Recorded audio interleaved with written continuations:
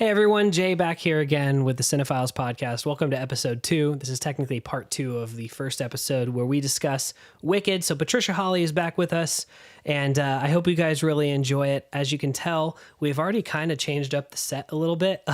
Hopefully the sound quality is better. Just, talking about some housekeeping stuff before we get started. We did kind of do an overhaul of the equipment, and hopefully it sounds better, and it looks better, and it feels better, and you guys are having more fun. And I hope you can hear my voice right in your ears. I feel really uncomfortable saying that, but I hope you guys enjoy it. We are going to try to improve this every time we do an episode. One of the biggest failures of a podcast is doing episode 1 and never continuing with episode 2. So here is episode 2 of the Cinephiles podcast, and I hope you enjoy it. The Cinephiles podcast. Alrighty, episode 2.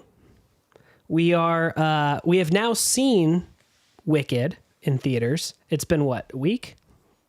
I don't even think it's been a week. It's been a little less than a week. I mean, because we saw Wicked Wednesday, yeah.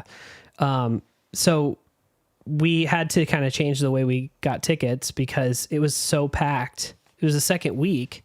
And, the two big movies right now are Moana 2 and Wicked. And it took us a minute to be able to find a theater that we could get into, because I was stupid and I didn't, pre-order tickets too early. And so I was checking all the theaters around town, and none of them had any tickets to Wicked. And finally we found one at, 9:00? Was that what we decided on? Yeah, it was 9 to midnight is when we had to go. It was late. And so shout out to my mom for watching our kid, because it went a lot. We were planning on going a little bit earlier, but we went with a friend as well. Shout out to Tony. He'll probably be on the podcast at some point. Lots of shout outs in episode 2. Yeah, we have a lot of people that are, just into us, and I don't know what else to say. Oh my God, Jay. But anyways, we saw the movie, and it was kind of late, but it was a lot of fun to at least get tickets and be able to finally see it. So with that being said, like last episode, we're just going to kind of give our thoughts, but this time we actually have seen the movie. I know we gave some ratings the last time, and I know that we kind of discussed what our worries were and what we were excited for. And now that we've actually seen it, we can actually kind of give an opinion. So I don't even know where to start. This was a big movie, and after seeing it, I see why it's a big movie. So I guess we could start at, what did you think of Wicked? Did you like it after actually seeing it? Yeah, I'll give my opinion first, since I was the one that kind of jumped into it, not really being a fan of Wicked, and not seeing it on stage and just kind of hearing the music over the years. So my first thoughts, like just giving it just like a kind of a run-of-the-mill kind of explanation of how I feel, I thought it was good. I was really happy with it. It kept my attention the whole time. I think there were a few small moments where it did kind of lose me, not in the sense of that I didn't like it, but it was just a little, like, editing wise, a little slow. And that has to come with, we'll talk about that a little bit more later, but like, I do think that transitioning a stage show to a movie is a lot more difficult than people think. And so I was able to kind of look at that, and I saw a few points, but nothing major. It was a lot of nitpicks, not so many major issues. So I thought everyone performed it very well. I thought the casting was pretty good. I told Trisha this in the car yesterday when we were driving to something else. I was like, I think, I've only heard, the Idina Menzel and the Kristen Chenoweth, Broadway cast recording. And then I've only heard the Cynthia Erivo and the Ariana Grande movie version now that I've seen the movie. And I would say, there's a lot in between there. That's like, 20 years, if not more. Yeah, and more. There's a lot of people who have played those parts, but from someone who just like surface level has seen, and heard this, I would say the movie version's better. And that's not to stomp on the other actresses and people who've played it, but like I thought, you give it that much time to breathe as a story and as a music, like as people hear the music, and I think you can kind of, have a better, more focused feeling towards it. So that's all I'm going to say right now. What were your initial thoughts? We'll just go like surface level without spoilers and stuff. Yeah. So surface level, Well, I think that I want to caveat this entire podcast because, or this episode, I mean, of the podcast. When I saw it, I have to be honest with you, and I know that I'm not alone when I say this. I was expecting it to be bad. That's the bad thing about converting Broadway musicals into movies, is that most of the audience are fans of the Broadway musical, right? Most of them will not be like you. Most of the Right. audience will be the people that have fallen in love with the musical. And if there's any deviation from what they know and love, it is an instant burn it with fire. And so I was going into this expecting to hate it. And I'm sure that a lot of people were. They were less than optimistic about it. Well, and you were saying this before the movie started, is you were really nervous about it. Like you actually, like you got kind of like Yeah. a flutter. And I got to say, like, that's what happens to me with superhero movies, like 9 out of 10 times. Like going into it, not the smaller level movies, but like the really event movies, I get really nervous because there's a lot in my head that's at stake. Yeah. And so I get that feeling. Yeah, and that is exactly what happened. Is I got in that chair, I ordered my popcorn, I was sitting there, and then all of a sudden I just got this pit in my stomach because I had been waiting for this musical for the last 15 years, or the movie version of it. And so I'm like, what if it's not good? What if I hate it? What if everybody likes it and I'm the one that hates it? Because sometimes that's worse, because then everyone around you is saying how good it is, and you're like, I just didn't see that. Yeah. So that did not happen for me. I will say that I really enjoyed the movie. As someone that is very, very critical of films that have been adapted from Broadway musicals. That being said, I feel like I'm going to give a lot of nitpicks, and so you might forget that I really enjoyed the movie, but I did really enjoy it. Yes, because I remember we got done with the movie and I didn't know what Trisha was going to think. Like I had my opinions in my head, and we kind of just surface level, like, what'd you think? And Trisha was like, I loved it. And I was like, I did too. And then we were driving home and we were kind of talking about it at home. And I was like, this sounds like you didn't like it. No, I did like it. But then, I liked it so much that I have little tiny things that I feel like could make it better. Right. And so there was a lot of just, and you're right, they were nitpicks. Like after you explained kind of what you thought of them, there are some things we both agreed on. And then there are some things that, like, I think I disagreed with you on a little bit more, and we'll get into that as well. Oh, well, you're wrong. That's simple. That's a simple way of putting it. So let's get into the nitty gritty, but we're going to start kind of with, kind of the first thing I think would be great to start with when it comes to, you know, you've seen the musical, you've seen the movie now. Mm-hmm. How do you think it was adapted from the musical to the movie? I know this is part one, so this is just technically like the first act of the musical. Did they do it justice? Did they do it right with the pacing? Did they do it right with like the overarching, like, you know, did they hit the points they needed to hit when they converted it to a movie? Yeah, I think that overall, yes. And I think that the reason for its success, because it's not just us that liked the movie, this has widely been received as, it has a very positive reaction, which is great.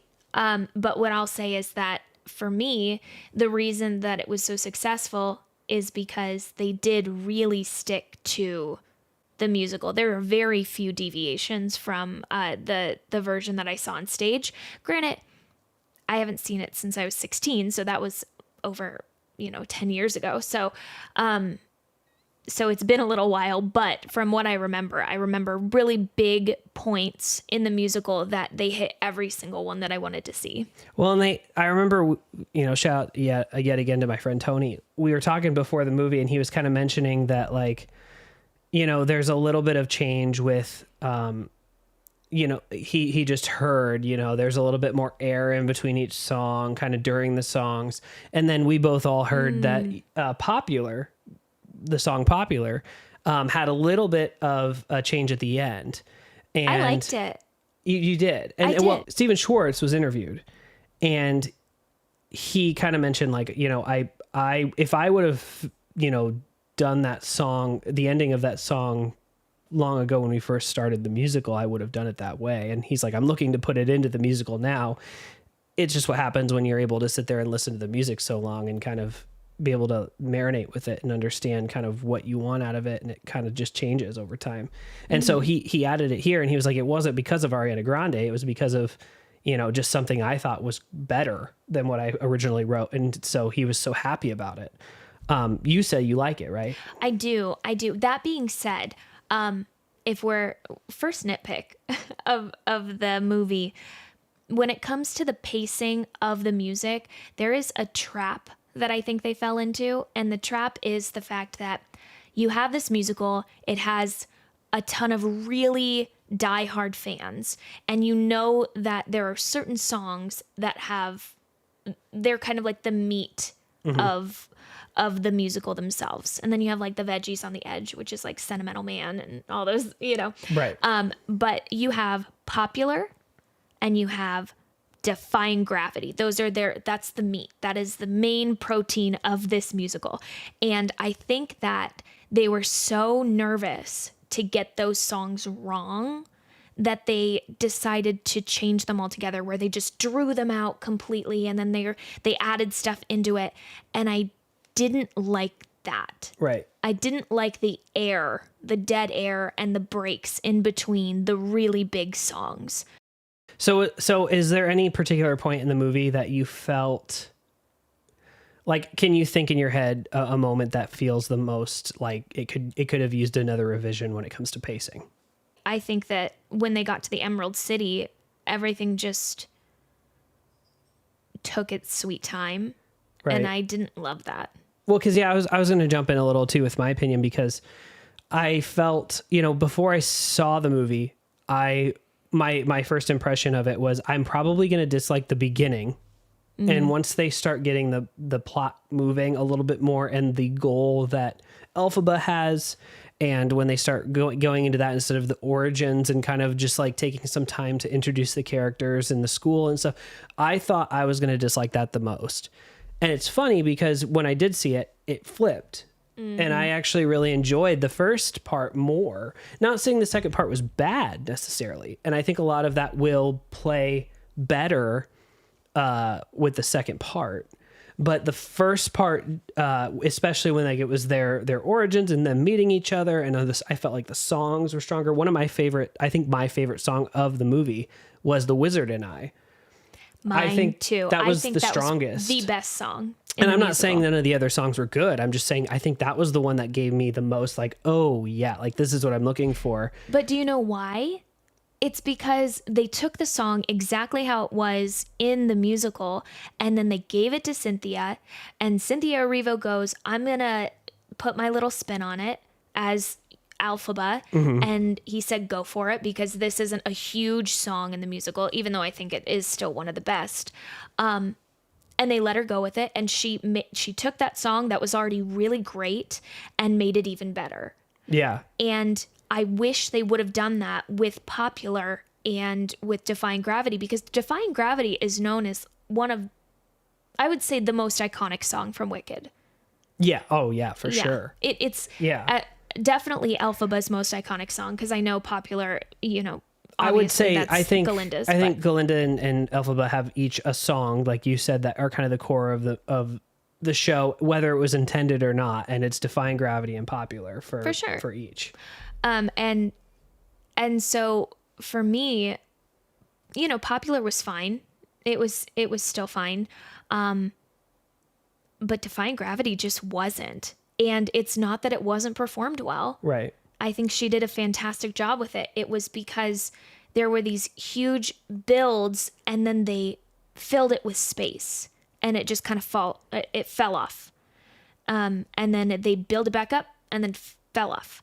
And that is so unfortunate, because that song, especially as the ender to part one, everything's leading up to that. So it should have been just this huge crescendo into the best song of the entire musical.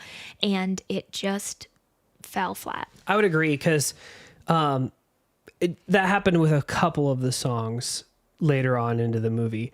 But I really do like, in musicals and in movies, if there is music in it, if it's a song that you either know or it's a song that like is popular, no pun intended, it's just, I like when they take a little extra time with it and they put like, cause everyone knows what's going to happen, right? Everyone knows where the song is going and everyone knows like, okay, so next is this lyric, they've listened to the soundtrack a million times and they know this is what's going to happen. And then it kind of, instead to have a pause and add a little bit more character, add a little bit more story, a little bit more, but hang on. No.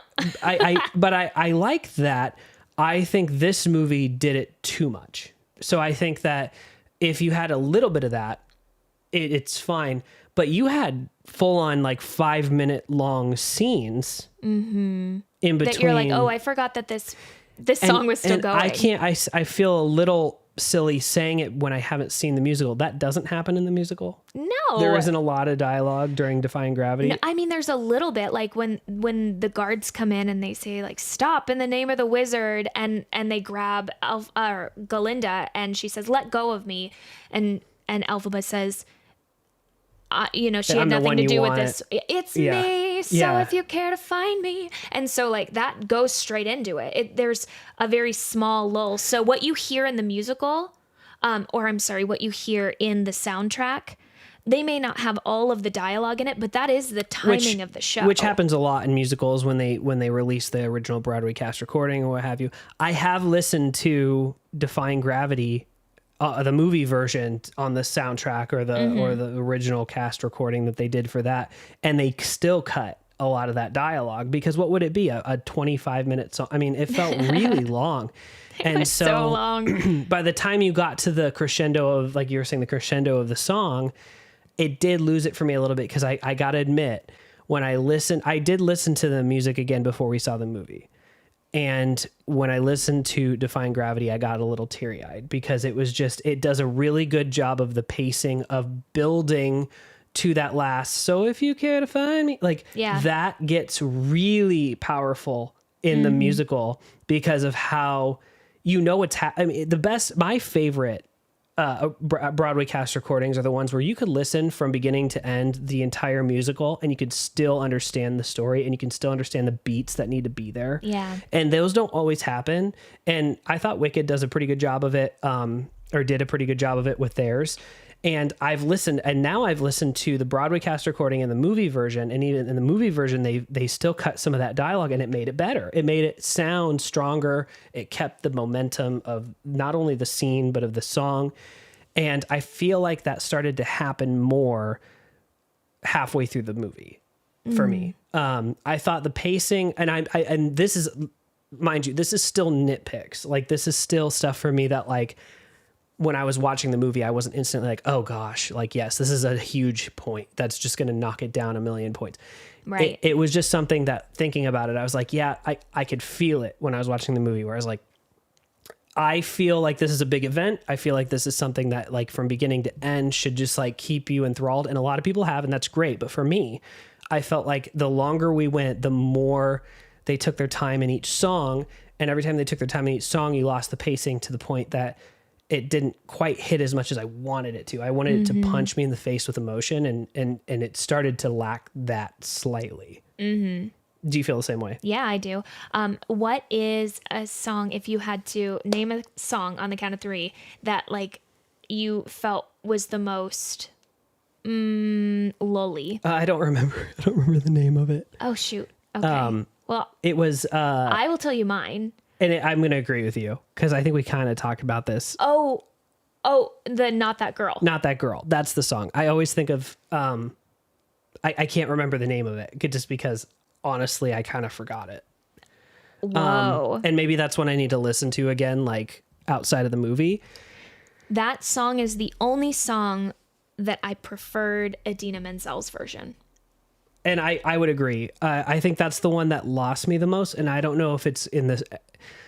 I said this when I was talking to you about it initially the night we saw the movie, but it is really difficult to adapt stage musicals and things like that to screen because you have a pacing of a show in theater that is not stopping. I mean, everyone's just watching it. Right. You don't have those scene breaks as much as you have in movies.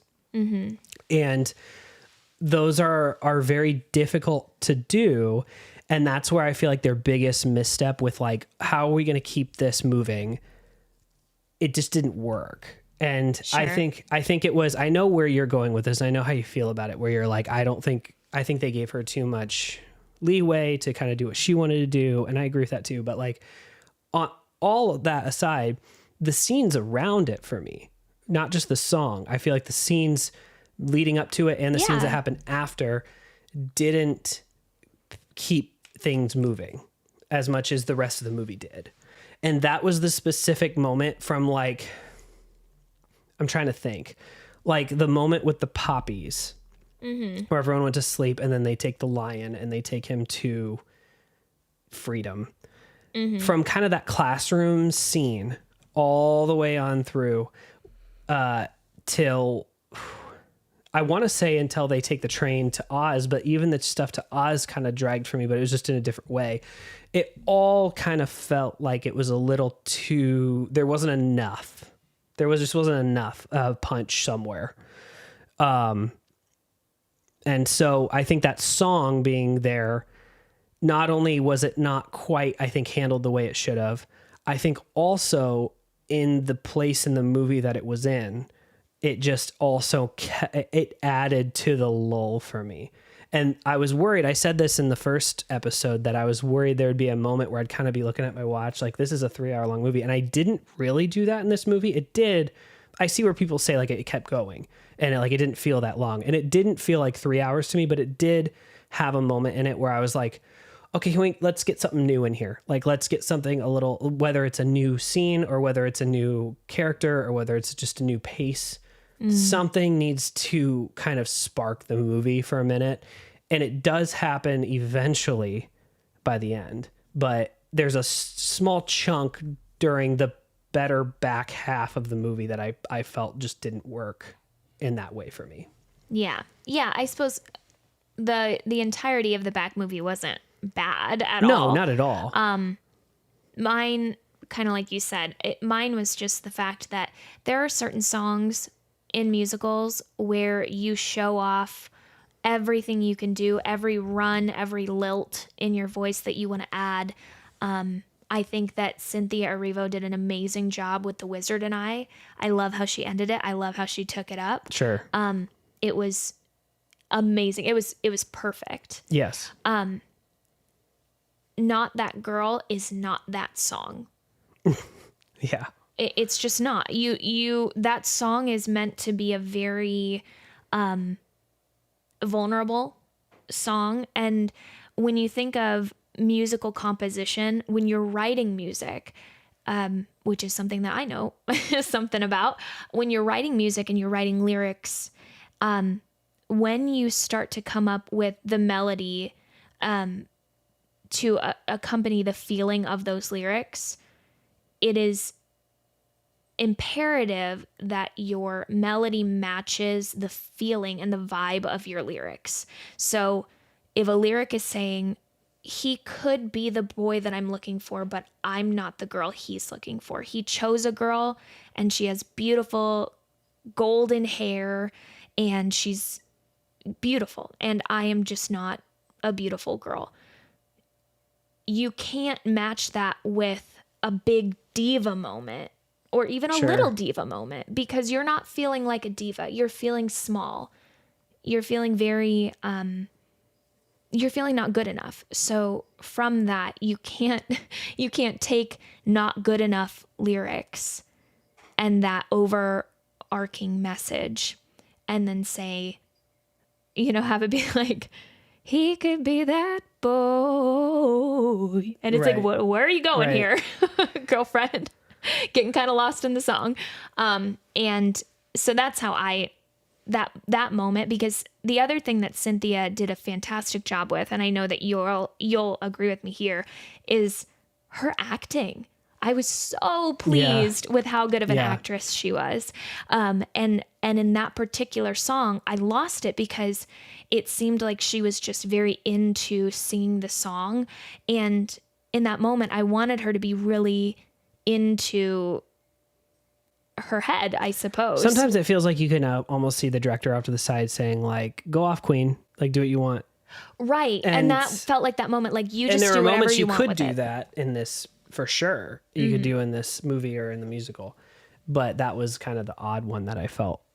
Yeah, I agree. It just didn't fit. Yeah, there. It stuck out like a sore thumb. Especially in from the pacing side of the movie, it just felt odd. Well, and that's the other thing. It made that song longer because they had to wait for the riffs. Yeah, that was the only point in the movie specifically. You know, I was just mentioning like looking at your watch kind of scenario. That was the only part specifically that I was like, I was very aware of the time of the movie. Not to the sense that it was 3 hours long, but I was very aware like this is taking a little more time than I thought. And it was that song, and it was probably due to all the reasons you said and what I said. But luckily, everything kind of song-wise around it, I was totally fine with. It was a small chunk of the movie, like a very small chunk that like subconsciously I could just feel, like looking back on it, I could just feel like this is the bathroom break for me, to be honest, because like her, like you said, Cynthia Erivo's acting is so good that it really didn't take that song to tell me how she felt about that situation. You had the scene right before it where they are freeing the lion. Right. I know, but you couldn't cut the song. That's not what you're suggesting. Of course. No, I'm not saying that. I'm just saying I felt that song. No, I'm just saying like her acting is so good that she was able to convey her feelings towards Fiyero before the song happened. So then when she sang the song, in my head, I was kind of like, well, I know. Like, I know you feel this way. You don't have to sing a whole song about it. From someone who doesn't listen to music often. That's just how I felt. How dare you?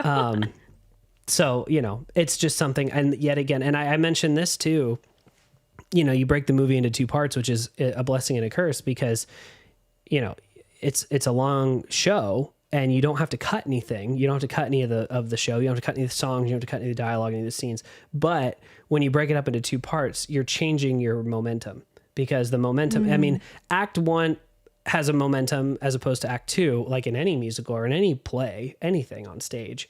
You have to kind of build the momentum to that intermission, and then you kind of build the momentum again to the finale of the show. But they're very different compared to a stage show and a movie. And so when you go into that, I think that's a lot of things are like, we'll make a Wicked movie. And then they go, ooh, actually, we'll make it into two parts because then we don't have to get rid of anything. Oh, great. That's awesome. I think that's a great choice. But then you go, oh, crap. We have to end a movie and give a person a year to wait. And I'm not just talking about Defying Gravity, which ends the movie. I'm talking about everything that happens in the show and in the movie that they had to kind of make sure, like, does this hit where we need it to hit? When people are starting to feel like, okay, this is getting long. Do we hit, you know, a good thing here? Do we hit a good thing here? And I think for the most part, they do it well. There's a couple moments though, that I feel like just could have, I don't know what it needed. And you just needed something. And maybe you're right. Maybe it was just a little less gratuitous thinking outside the character performance and more internally as the character performance. That would have given it that personalized, quiet moment that the movie needed. And instead it just felt like Cynthia Erivo was going off instead of Elphaba. I don't know what you're talking about. Sorry. This is why I have a podcast, because I ramble and I ramble into a microphone as opposed to you. And then you say that and then I just go, okay. And then I just move on with my day. No, which part were you saying that she was going? Because you said Cynthia Erivo. The song you didn't. The one that I keep forgetting. Well, you kept saying Defying Gravity in the end of the movie, so I was like, oh, I'm going back and forth. I'm going all over the movie. Oh my gosh. Well, no wonder I didn't follow. But you know what I mean? Yeah, no. I got you now. Yes. Not that girl. Not that girl. Not that girl. I got to remember that. I was going to say, did you forget this song again? I was just about to say I forgot it again, and I'm so sorry. Okay, so I think we both are kind of in agreement with how we felt about the movie as a whole. I wanted to dip in a little bit more with, like I said, the first part surprised me. I liked it more than the second. And I think the reason I say that is because I was super excited for like the Emerald City stuff. I was excited for the wizard stuff. I was excited for all that because that kind of changes the whole tone of the movie. It's grander from going from like, these are people you're getting to meet in a school to this is big time. Yeah. And it didn't feel like big time to me as much as I thought. I thought the Emerald City was a little disappointed. I thought the song was long-winded and didn't impress me as much as I thought it would. Spoilers if you haven't seen it, but I do think that the Idina Menzel, Kristen Chenoweth appearance was a little gratuitous. It sucked. It sucked. Just say what it sucked. I liked that they appeared in it. I think that's a cool callback. And I think that's it's a unnecessary. Cool passing of the torch kind of thing. I'm a big traditionalist in that way. I do think, though, I was like, oh, great. They're going to do this little moment where they kind of sing like a couple bars here and there, and then they move on. And they took the song. It was so gratuitous. They took the whole song. I mean, they were part of the whole thing. And they explain a lot of exposition of the past of how these things came to be. And I was too distracted with just the fact it was them. And it could have been anyone else. Well, I will tell you, it's exposition that was not ever needed because that's not the original song. That's not even in there. Sure. Yeah. And so it just makes a song that is already long and has a lot of winding roads, even longer with another wind. It was dumb. I hated that. That was my least favorite part of the movie. Well, you just said you didn't like Not That Girl. Yes. I remembered it. You're right, but it wasn't my least favorite part of the movie. It was my least favorite song in the movie. Sure.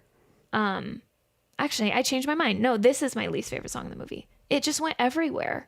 Yeah, no, I agree. I mean, I think in my head, the way I kind of organize it is Not That Girl was just... You're trying so hard. You're like, I will remember this song. I am. I'm like... It was just at a bad spot in the waves that came through of the movie for me. And it didn't... With the whole idea that maybe Cynthia Erivo was a little too gratuitous with it, all that aside, the only main part of that song that didn't work for me and why it was my least favorite song is because it just hit in a moment where I needed something to bolster and keep the energy going, and it wasn't there. This bothered me for a whole different reason, which is just I was like, okay, there's the appearance, cool. And okay, now they've appeared and they got to do their little notes and they got to sing and it was fun and funny and whatever. And it happened for like 30 seconds and then it just happened for like another 5 minutes. And I was just like, this isn't showing the grandeur of Oz to me. It's not showing what I'm looking for when I think of Oz and when they arrive to Oz. I just think it's another one of those movie traps that I talk about. It's a directing trap where fan service is important, right? Sure. Fans are what make the movie sell and successful, and fans can also be what makes your movie flop. So you do need to give them a little bit of fan service. But when I say a little bit of fan service, right. we don't need them to have their own song. We don't. Yes. I didn't even need them to sing in the movie. If they were in the background and they were waving, something like that, I would have been just fine with it. I've been like, oh my gosh, there's Kristen Chenoweth. There's Idina Menzel. That's pretty cool. Their costumes, fantastic. I will say that was my favorite part of Oz is the costumes were actually the entire movie. The costumes, like, brava.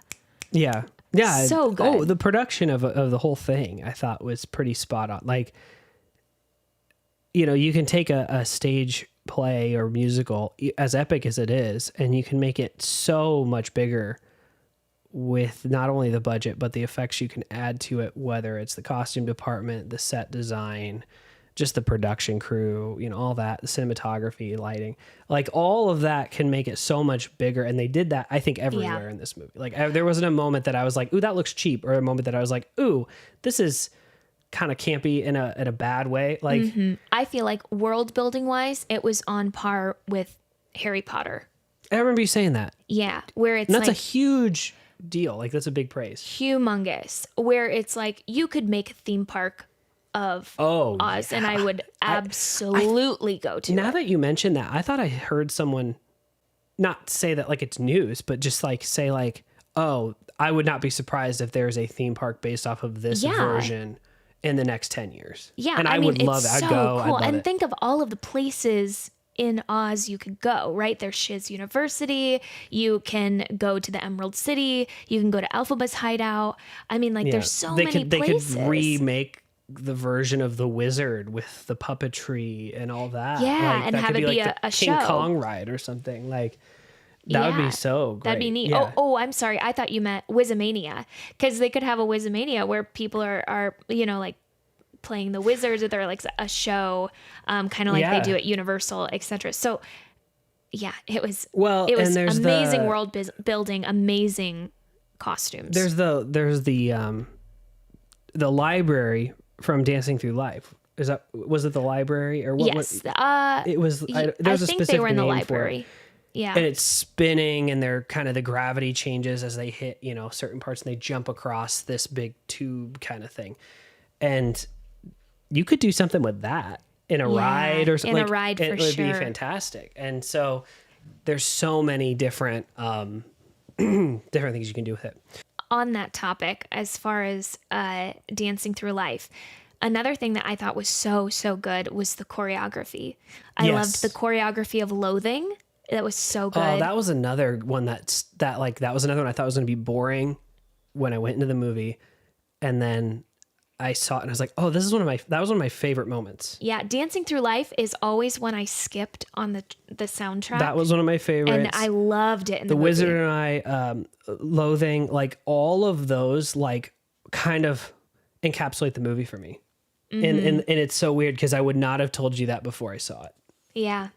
Like that whole section, and going into Popular and like the Oz Ball that they go to, which we haven't even gotten into my cry counter yet because we talked about in the last episode if I cried or not. I'll just say now, I cried 3 times. I think I cried. Why are you looking at me? I don't know. I cried 3 times, and I only knew of 2 of them. 2 of them were kind of wells. One of them was like actual tears coming down. That's the one you noticed. Okay. And that was the one. My first one was at the very beginning. And that was just, I love when movies are firing on all cylinders. So when the movie opened and they do the callback to the Wizard of Oz from the 30s, and they kind of do the flashback while Glinda's telling her story, and they show, a lot of cool things that are kind of throwbacks to that movie. But then they also just have the music, and just everyone is just working their ass off. Like, that got me just to well up, because I love that in movies where I can just tell every single person is working hard and from every corner of the movie.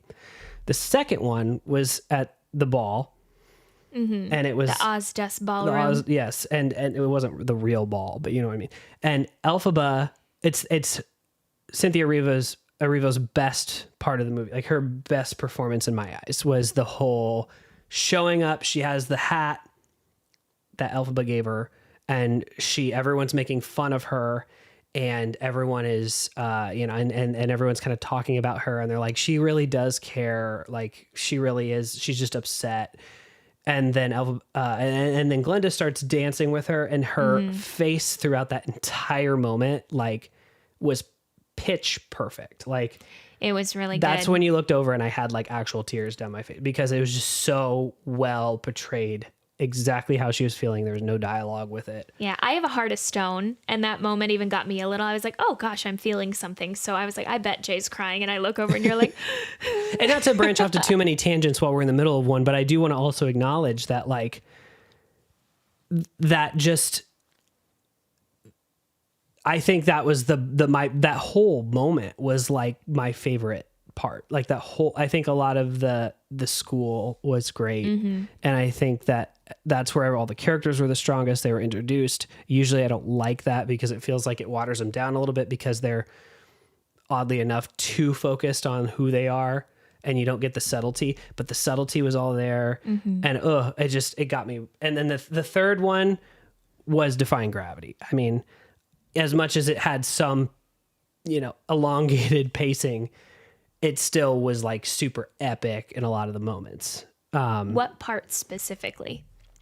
Honestly, the the part that got me to well the most, and it's funny because it hits, it's the thing I was talking about where like it hits this, you have the wave come through and you have this momentum and you build and then you kind of go down and then you build. And I felt like they just did that too long. It was the moment she took the broom and she busted through the window and then she fell. Then they did this moment where it was her and looking at herself as a kid. Oh my God, I hated that. You're not letting me finish because I was going to say I didn't like that. Oh, well, you said it was the moment. It was literally like they do the duet part and they're singing and then they're coming after her and she jumps through the window. And the reason I got teared up is because I was waiting for the "So if you care to find me" part where she flies up. If it went right into that, I would have lost it. Like that would have been perfect pacing. It would have been perfect.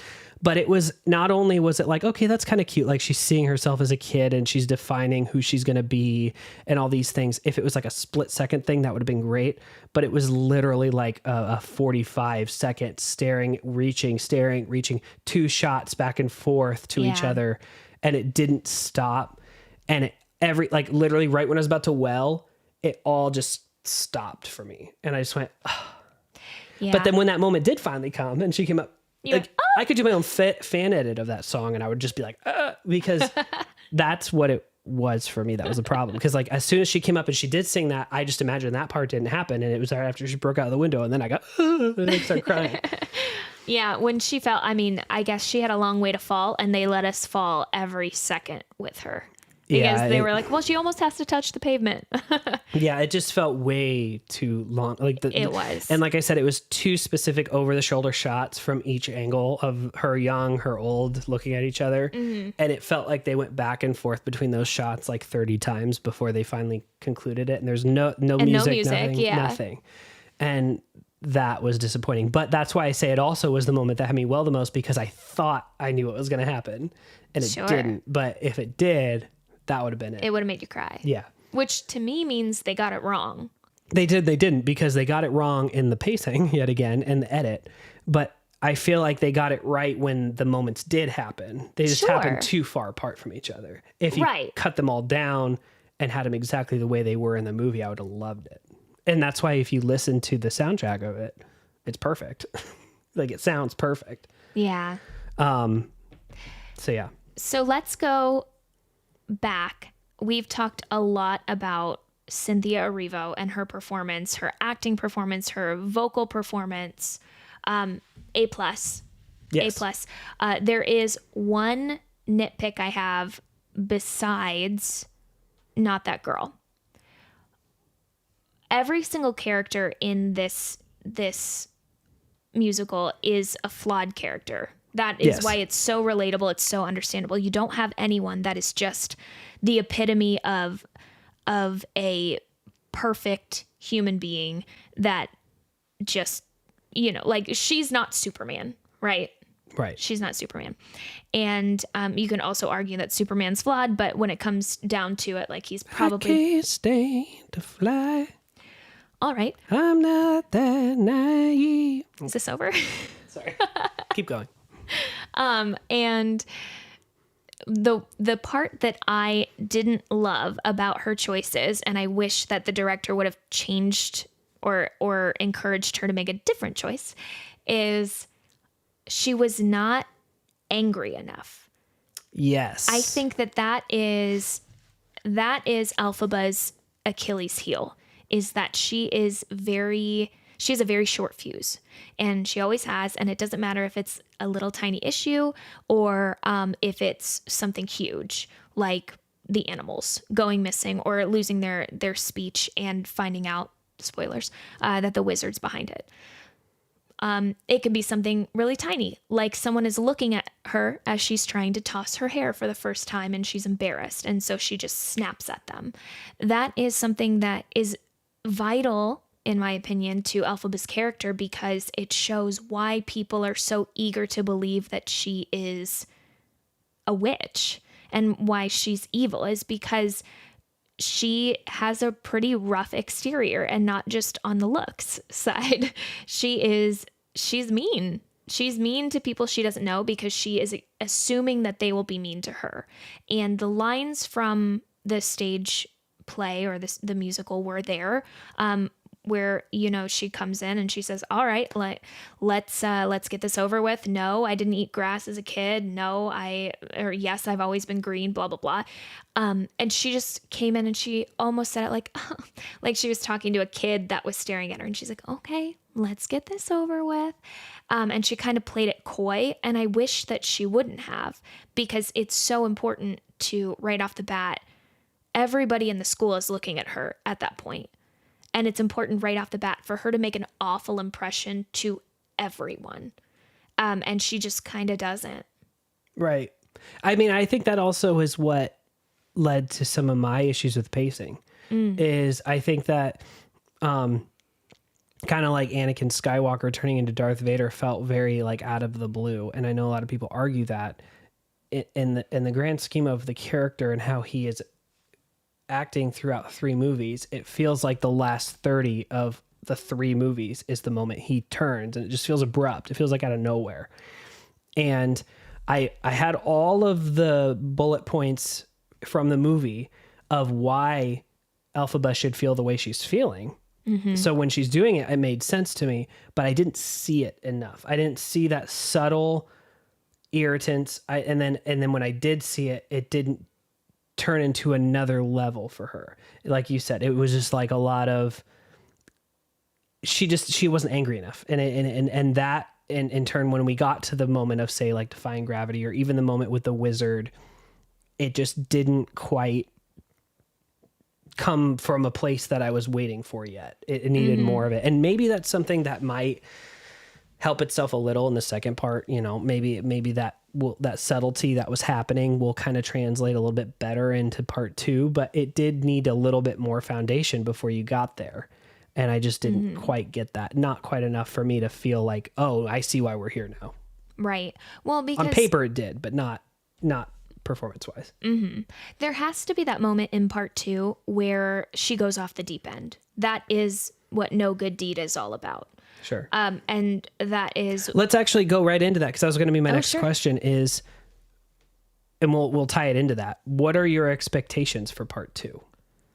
I think it's going to be just as epic and expensive as the first one.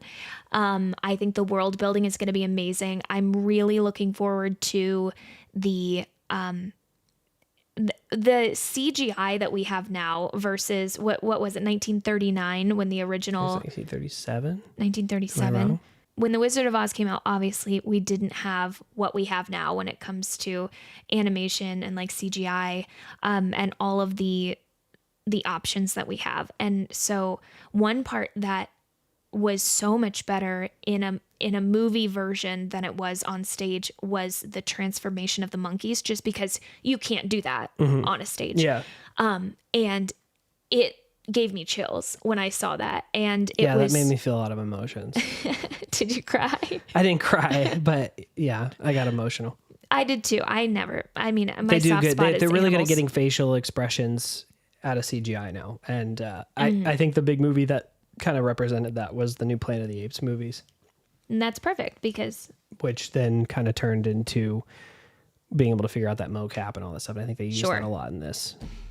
I agree. And so when that transformation happened, that was one moment of the back half of the movie that I really was on the edge of my seat. Sure. I thought it was so good. And there's going to be more with obviously those flying monkeys in the next act. I'm looking forward to a lot of visual eye candy. There's going to be a lot more gray, whereas the first half was very bright and colorful. There's going to be a lot more green and darkness, and I'm looking forward to just seeing the rest of the world a lot. I am wondering if they're going to cast an actual Dorothy, because in the second half of the musical, she was in it, sort of. It was really just her shadow. So I'm curious if they're going to have a Dorothy. There's rumor they have. Really? And I've seen like murmurs on like TikTok and things of the actress. I don't know who the actress is, but I've seen the murmurs of they have. I think she's at the premiere of part one. Oh, I think that's why people so think it's as, oh, okay.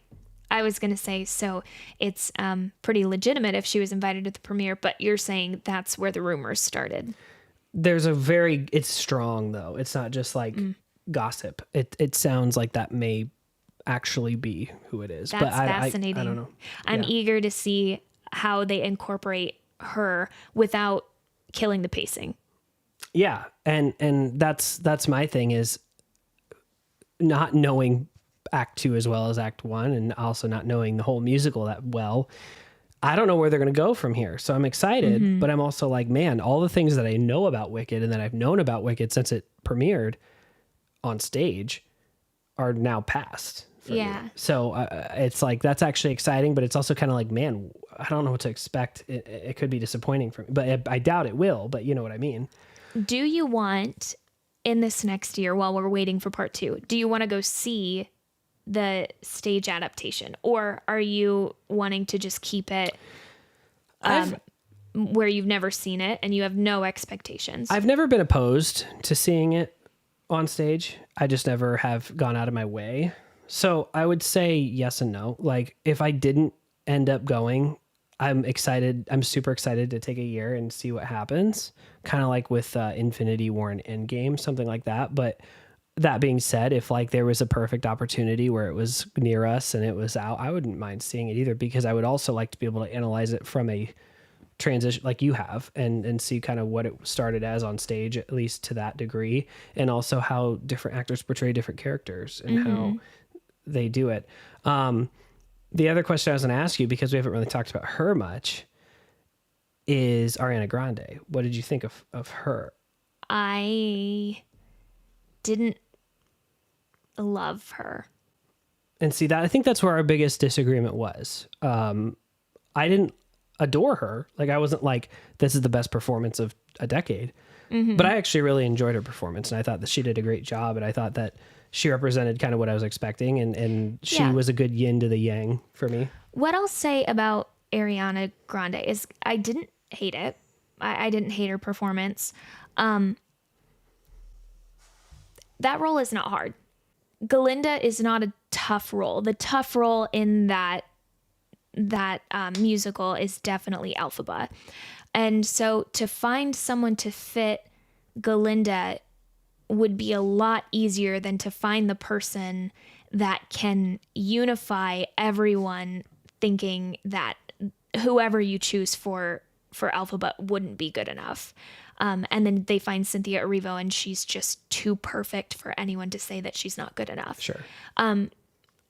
Ariana was fine. I think that something that really helps Ariana with the casting is the fact that she is Galinda in real life, basically. She's like very into herself, pretty vain. To me, Ariana Grande would have been perfect to play Barbie more than Margot Robbie because she moves like a Barbie. Sure. And that annoyed me. Oh, okay. What do you normally see from that character other than Barbie? I don't know, a human, not a plastic doll. Sure. Yeah, I get you. But you know, every time she moved, she like her hands kind of moved with her and she's like, oh.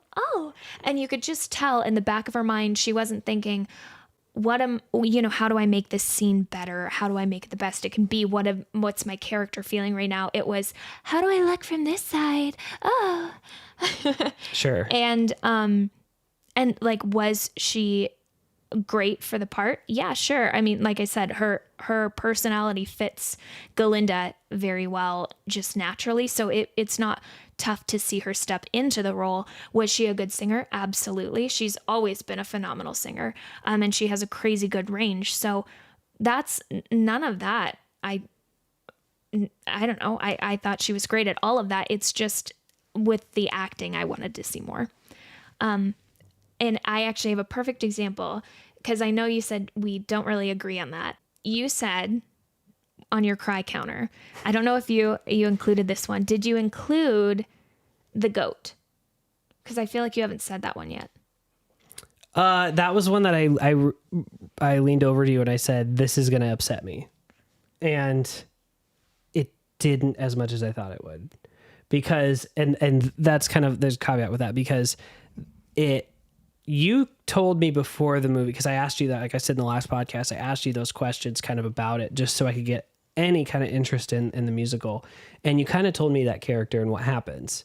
And in the movie, that doesn't really happen, like you said. It doesn't, but the animals are seen, not heard sign does happen. Oh, that did hit me.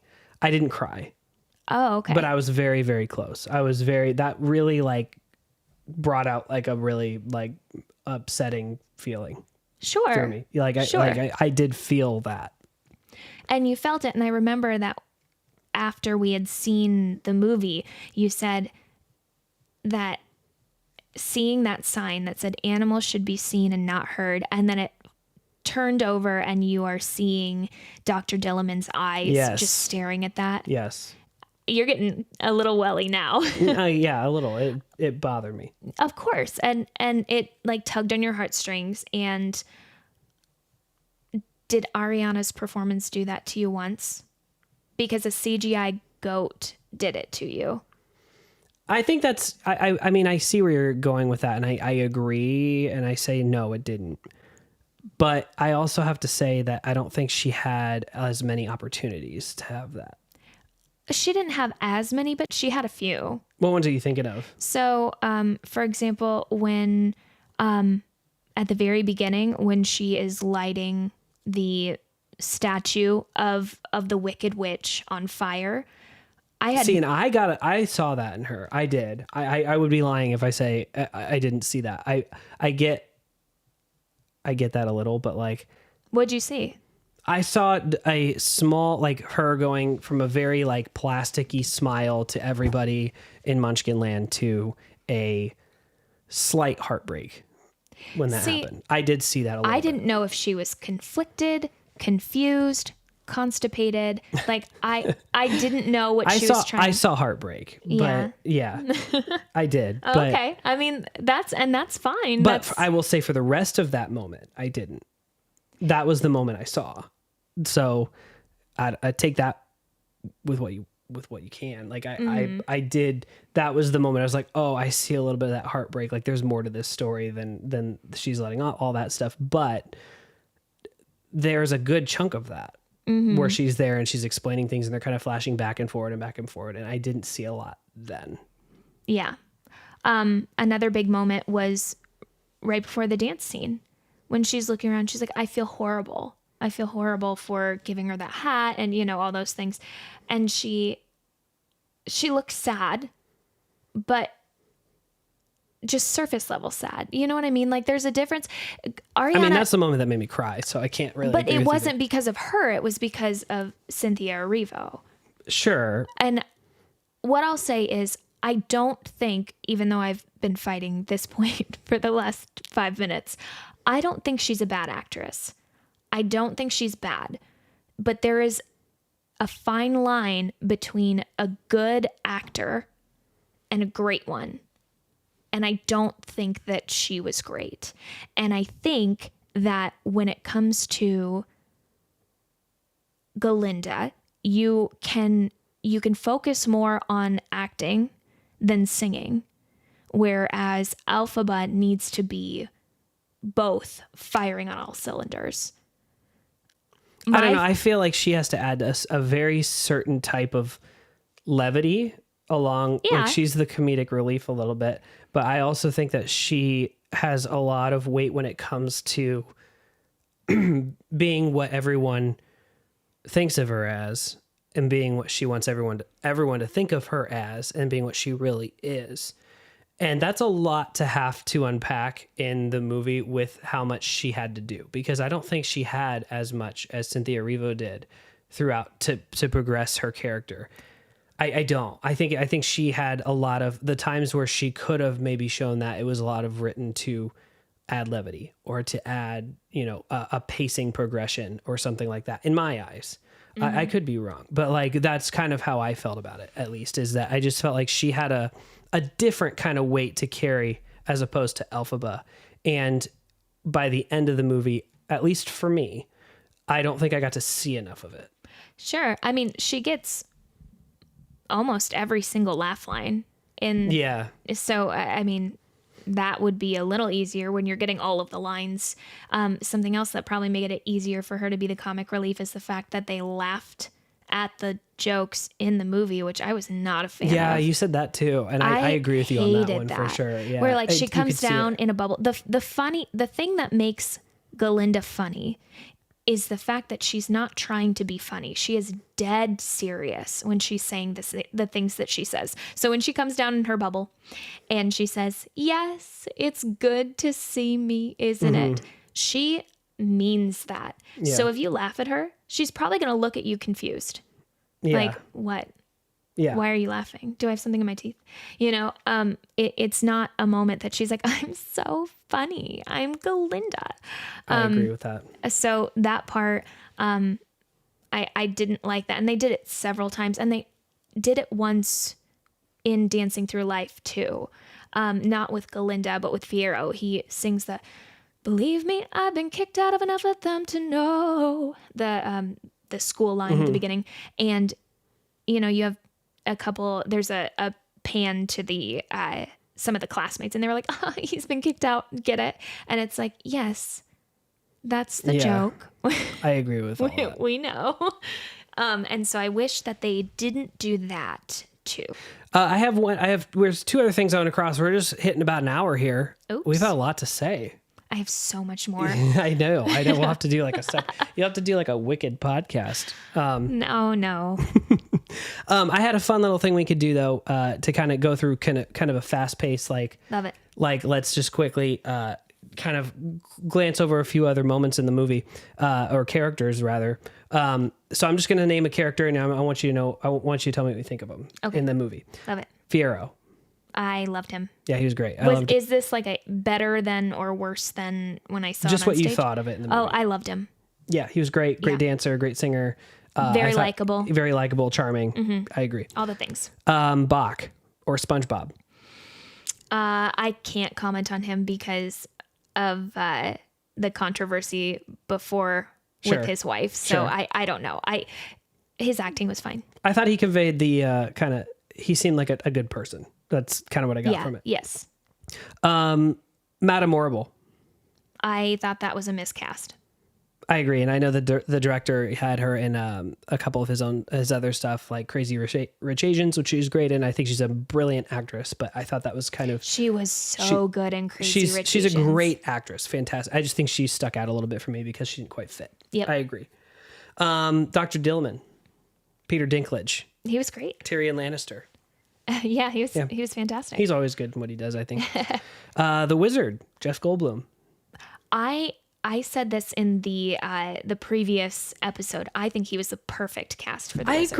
I agree. Yeah. And I think in the interviews he's talked about, he has a good grasp on what the character's supposed to be. Mm-hmm. And so I think Jeff Goldblum is great. But I do think sometimes he can be one of those actors that is playing Jeff Goldblum. But I think he was perfect for this. I thought it was just he's super charming. You like him. He seems like a guy you want to be friends with. But he can also play the weasel. He has a lot. He can say a lot. He's really good at being able to say.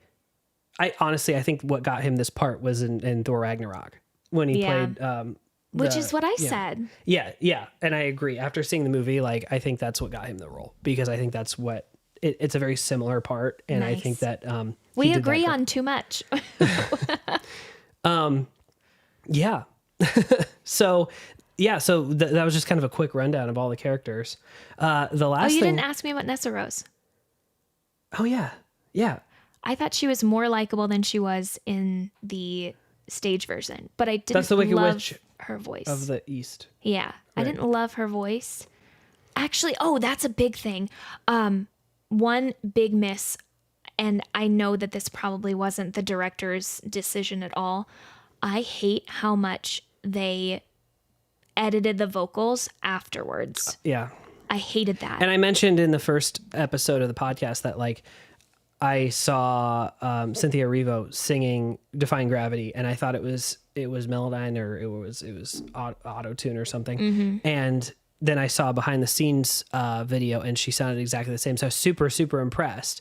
And we kind of came to a conclusion that like I was right and you were right, because I did kind I of. didn't say anything, but I'll take that. But no, You're right. But no, we talked about it because I was like, I feel like I hear some kind of manipulation to her voice, and there Yes. was, because it felt, we said it in a way of like it took her breaths, or like it took the inconsistencies in the way her voice projected. It wasn't her notes were wrong or that her projection was wrong. It was just those human qualities did feel a little cut. Right. out. I mean, when you sing and you have that voice wave, right? It's a wave. It wiggles. Yeah. And when you introduce electronics into that, it will start to compress it so that wave does not either, it doesn't wiggle as much, or it completely flattens it. So I think that's a big problem with Nessa Rose. When I would hear her sing, where it was like, Honestly, don't even remember her singing, but we deserve each other, don't we, Bach? That part. yeah. So Kind of, yeah. so there's or we deserve each I remember her other. singing. I just don't remember specifics. But yeah. it flattened it, so she just sounded like a robot. And I'm like, I know that she has a voice, and those notes are not, it's not, so if you care to find me, where she's going all over the place. Right. It's a very simple line, so just let her sing the line. That's something that I just disagree with in big box office movies. You pay so much money to have, Cynthia Erivo, Ariana Grande, all of these singers that they have spent decades honing their abilities to sing. I may not agree with all of Ariana's acting choices, but dang, can she sing. And Cynthia, oh my gosh, she's like not human. She can sing so well. Right. And you take these two women that are just perfect at what they do singing wise. They don't need all of that extra stuff. And so I wish they just would let them sing, and they wouldn't try to alter it in post, because you're already paying a premium up front to have people that know what they're doing. So just, don't give them the Beauty and the Beast treatment. Like they did with Emma Watson. You don't need to do that. Yeah. These are singers. We gave this movie a preemptive review in the first episode. Out of 5? Yeah. What was yours? Beforehand. 4. It was 4 out That's of 5. 4. Mine was it 3? 3. Yeah. 3 out of 5. I gave you a lot of grief for that. You did, and I gave it a lot of explanations. What was your end score? Now that you've seen the movie. 4.5. 4.5. See, it did go up. I promise I liked it. 4.5 out of 5. And what did I say? Did I say 3.5? Oh, I don't know. I think I said 4 out of 5. We were talking about it right when we left the movie, and I kind of forgot how I felt about it. And it was like kind of Jay, I wasn't thinking about what you were saying. I was just thinking about my feelings. it was a 4. I remember, because yours was 4.5 and mine was lower, and you're like, man, even a 4 out of 5. So 3.5 to 4. And 4 to 4.5. 4 to 4.5. Yeah. So it exceeded expectations. It did. For me, it definitely did. The cry counter for Jay in this movie was 3. Ding, ding, ding. And a lot of the things I was concerned about didn't happen, but then also they did. Like, it was I was worried there was going to be moments I was going to get bored. They didn't happen when I thought they would happen, which is good. And when they did happen, it was a lot shorter of time than I thought it would. I thought it would be a whole section of the movie, and there was a chunk, but it wasn't enough that it like bothered me that. I think is what I would say. So I'm happy. It got me into Wicked a little bit. It got me excited for the lore, to kind of see what happens next. I'm interested to see what happens in part 2 or in act 2, however you want to say it. So it exceeded your expectations. Glad that made you happy. Yes. And we already kind of talked about what you're expecting out of the second part. Mm-hmm. So we're going to have to come back, and we're going to have to do another talk with Trisha about part 2 when it comes out in a year. Oh, I Are don't you know. going to get nervous I again like you did before this one? Probably. Yeah. Not as much, because now that I've seen what they can do, I'm like, oh, they've got it. Yeah. That's kind of the last thing that I want to say about it, is that these guys had everyone rooting against them. I will say that. And not even on purpose. Most musical adaptations into movies do. Yeah. Yeah. Yeah, you just have everyone expecting you to fail, not necessarily rooting for it, but definitely expecting it. And man, I know that last time we had talked about how we thought that this movie probably should have come out about 10 years ago. Yeah. Yeah. But I imagine it's because no one wanted to touch it, because it was just so big that they didn't want the pressure of it. That is one other thing, and I know I've been just tooting her horn up and down, but Cynthia Erivo, it would have been very easy to go into that role and get scared of it and not be able to portray the character correctly because you were just so intimidated by the role itself and all of your predecessors. And I didn't see a blink of that. She's gonna this progressed her in her career greatly. Oh, yeah. And not saying she didn't do anything in the past, but she's just gonna saying she's gonna be everywhere now. This is meteoric situation. Absolutely. Yeah. And like she just handled it so well. Like, Yeah. she just did a great job. Yeah. She didn't cave under all the pressure of it. And the long time it took. It's kind of been not really in development hell, but it's had multiple different directors who all wanted to cast different people in those roles over the few decades. You can tell how dated that all is too when you look at some of the people they're going to cast, because some of those people aren't around anymore. So do you know who the production company is for this? No. It was that Platt Productions that did Dear Evan Hansen. Oh, Ben Platt's dad. Yes. And I was very nervous when I saw that Platt Productions was the one spearheading it, because I was so nervous it was going to be another Dear Evan Hansen. Yeah. And they didn't do that musical justice. Right. And so to a lot of people. Yeah. And so I was really worried that, and they cut like some really great songs, like Does Anybody Have a Map? And so I was really, really nervous when I saw that. And then you had it on IMDb, I was following it, and there was, every once in a while it would come up and it would say, so-and-so was cast as this, and then they'd disappear. And so it has gone through a lot of drafts, and I'm just glad that they took their time with it. And I am glad that we got what we got, because it was still a very good movie, even for a very harsh critic like me.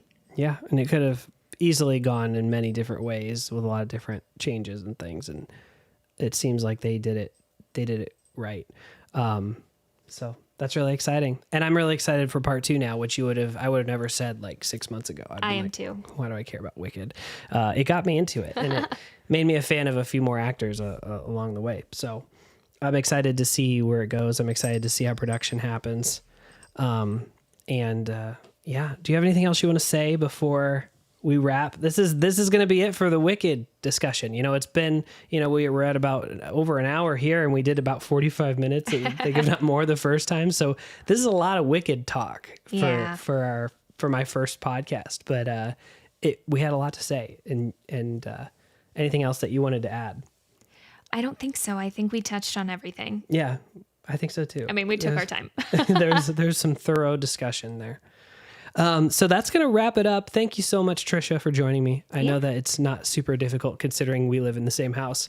But what a better way to, there's not a better way to start a podcast than to discuss it with you, especially with all of the love you have for music and musicals. And it was great to be able to discuss it with you. I'm sure we'll see you around. We'll see you every podcast with your intro, your wonderful intro. So thank you for that. That's going to do it for this episode of the Cinephiles podcast. Thank you so much for listening. We'll see you guys next week with another great episode. I can't wait to talk to you guys about that.